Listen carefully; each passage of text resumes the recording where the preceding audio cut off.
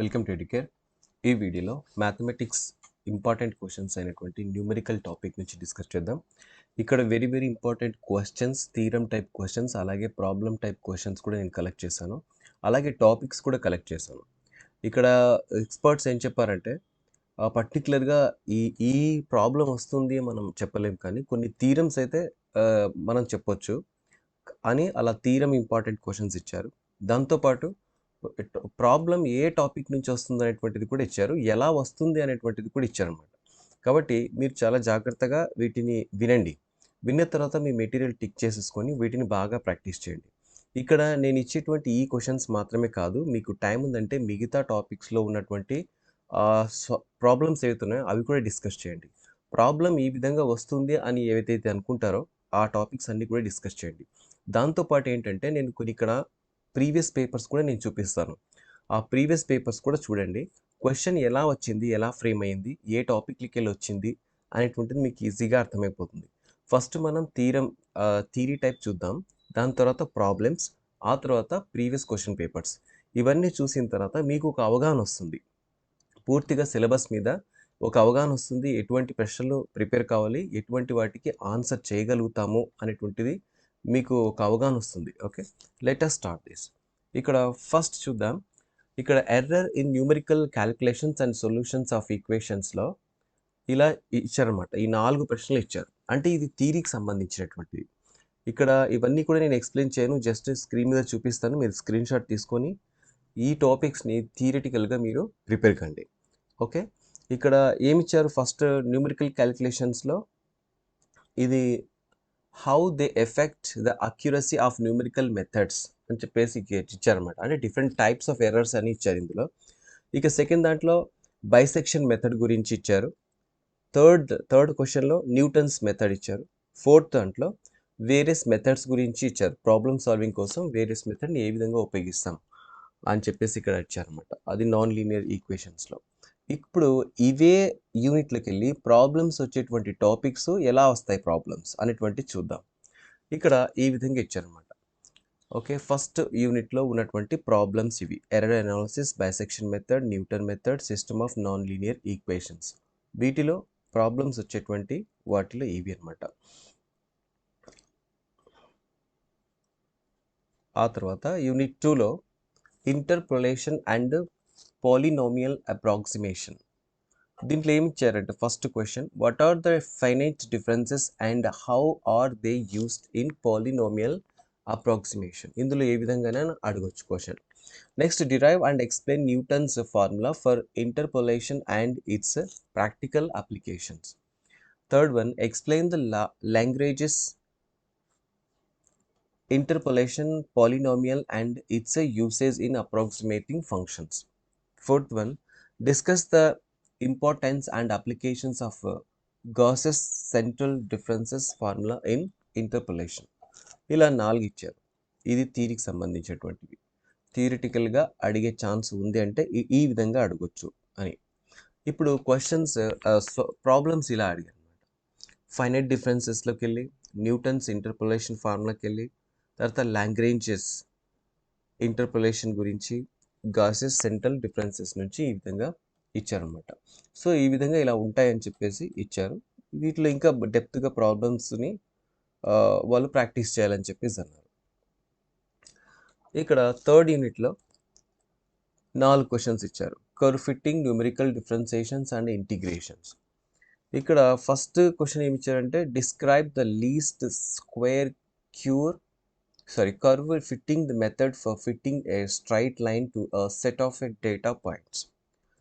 What are the key methods of numerical differentiation and how do you ensure accuracy in numerical differentiation? Explain Simpson's 1/3 rule and Simpson's 3/8 rule for numerical integration, including their derivation and applications. Fourth one, what are Newton's cotes integration formula and how are they used in numerical integration? ఇప్పుడు problems ఈ విధంగా ఉన్నాయి. వీటికి వెళ్ళి problems అడిగేటువంటి areas ఇవి అన్నమాట. ఒకసారి స్క్రీన్ షాట్ తీసుకోండి, మీకు ఈజీగా ఉంటుంది.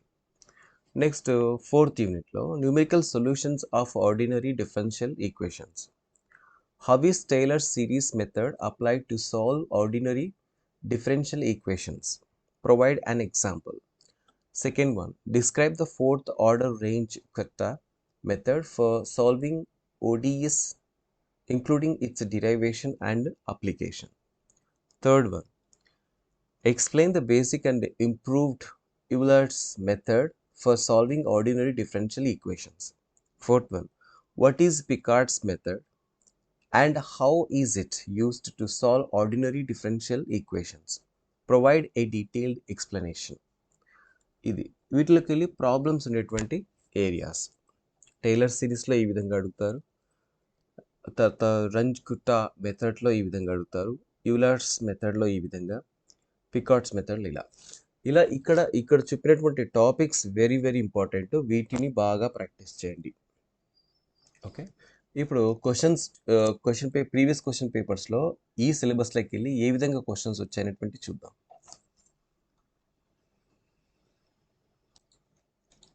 ఇది చూడండి 21లో వచ్చినటువంటి పేపర్. ఇక్కడ న్యూటన్స్ మెథడ్ మీద ఈ ప్రశ్న అడిగారు అనమాట. ఆ తర్వాత ముల్లర్స్ మెథడ్ అడిగారు. ఇక్కడ క్వశ్చన్ పేపర్ చూపించే ఉద్దేశం ఏంటంటే ఇందులో ఉన్నటువంటి క్వశ్చన్స్ కూడా మీరు చదవండి, ఇందులో ఉన్నటువంటివి కూడా మీరు ప్రాక్టీస్ చేయండి. ఎందుకంటే ప్రీవియస్ పేపర్స్లోకి వెళ్ళి కూడా కొన్ని మీకు ఇప్పుడు రెగ్యులర్ జరిగేటువంటి ఎగ్జామినేషన్లో రిపీట్ అవుతూ ఉంటాయి.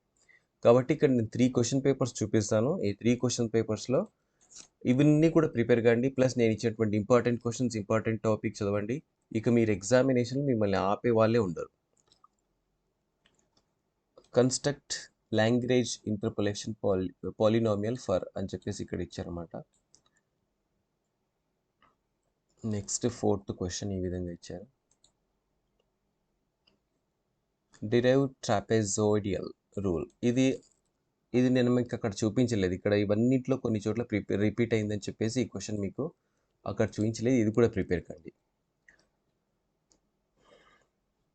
ఓకే, నెక్స్ట్ చూడండి. Derive general error formula. Explain Newton's Raphson's method graphically. Explain second method. Explain central finite difference method. ఇక ఆపరేటర్స్ గురించి ఇచ్చారు. 6th one, 7th, 8th, Boole's and Weddle's rules. ఇదేంటంటే ఇది ఓల్డ్ క్వశ్చన్ పేపర్ అనమాట. కొన్నిసార్లు కొన్ని topics ఒకవేళ ఇప్పుడు అప్డేట్ అయ్యి ఉండి ఏమైనా చేంజ్ చేసి ఉండొచ్చు. జస్ట్ చూడండి. ఇప్పుడు మాకు ఈ టాపిక్ లేదు కదా, మళ్ళీ సిలబస్ వేరు కదా ఏమి అని చెప్పేసి మీరు కన్ఫ్యూజ్ అవ్వకండి. ఓకే, ఫస్ట్ నేను ఏదైతే ఇచ్చానో అది సిలబస్ ప్రకారంగానే ఇచ్చాను. క్వశ్చన్ పేపర్స్లో ఇలా ఉన్నాయి. ఇది పాతవి కాబట్టి కొంతవరకు అటు ఇటు సిలబస్లో ఏదైనా టాపిక్ 1, 2 అంతే, మ్యాక్సిమం ఇవే సిలబస్లో ఉంటాయి. ఒకవేళ కొత్తవి అనిపిస్తే, లేదు పాతవే మేము విన్న క్లాసెస్లోకి వెళ్ళే ఇక్కడ క్వశ్చన్స్ కనిపిస్తున్నాయంటే మీకేమి ఇబ్బంది లేదు.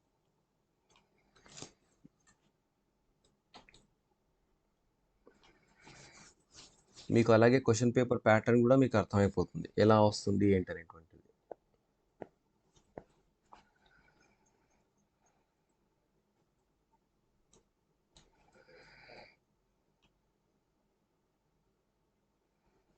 మీరు స్క్రీన్ షాట్ తీసుకోండి. ఆ ప్రాబ్లమ్స్ని ఒకసారి మీరు ప్రాక్టీస్ చేయండి. Complete 3 iteration to find root గురించి కూడా చదవండి. ఇలాంటి క్వశ్చన్స్ కూడా అడిగారనమాట.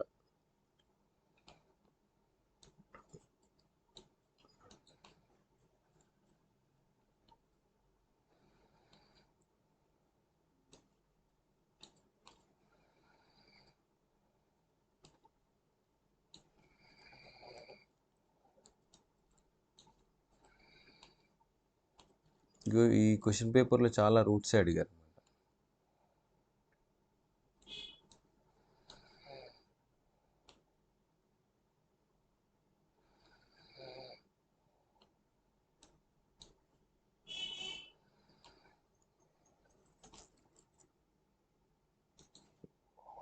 ఓకే. ఇవి వీటికి సంబంధించినటువంటిది మ్యాథమెటిక్స్ డిగ్రీ 6th సెమిస్టర్ సంబంధించిన ఇంపార్టెంట్ క్వెషన్స్ అండ్ టాపిక్స్ అనమాట. మాక్సిమం మీకు హెల్ప్ చేస్తాయి. ఇవి మీ గ్రూపుల్లో పోస్ట్ చేయండి. మీ ఫ్రెండ్స్ అందరికి షేర్ చేయండి. ఎవరైతే బ్యాక్‌లాగ్ స్టూడెంట్స్ ఉంటారో వాళ్ళు భయపడకుండా వీటిని బాగా ఇవన్నీ మాత్రం ప్రాక్టీస్ చేయండి చాలు. మీరు తప్పకుండా పాస్ అవుతారు.